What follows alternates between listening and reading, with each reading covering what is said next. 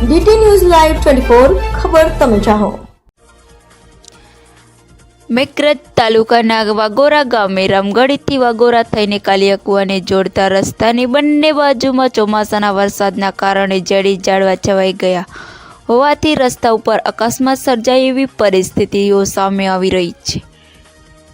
વાગોરા ગામે ગઈ તારીખ 9 ઓક્ટોબરે દુઃખદ ઘટના બનતા વાઘાભાઈ સનાભાઈ ડામોરનું મૃત્યુ પામતા ભગવાન એમની આત્માને શાંતિ આપે। મૃત્યુ પામેલ વાઘાભાઈની અંતિમ ક્રિયા કર્યા પછી મૃતક પામનાર વાઘાભાઈના પુત્ર ભલાભાઈ અને અન્ય ગ્રામજનો દ્વારા શોકના બેસણામાં સગા સંબંધી આવવા જવાને લઈ અકસ્માત સર્જાય તે પહેલા રસ્તાની બંને બાજુ જેડી ઝાડવાનું ગ્રામજનોએ મળી અને પોતાના ખર્ચે ટ્રેક્ટર દ્વારા સફાઈ કરવા આવ્યું। મેઘરજ તાલુકાના અન્ય ગ્રામ્ય વિસ્તારોમાં રસ્તાએ બંને બાજુ જોડી ઝાડવા હોવાના કારણે વાહન ચાલકોને આગળનો રસ્તો દેખી શકાતો નથી અને નાના મોટા અકસ્માત સર્જાતા હોય છે।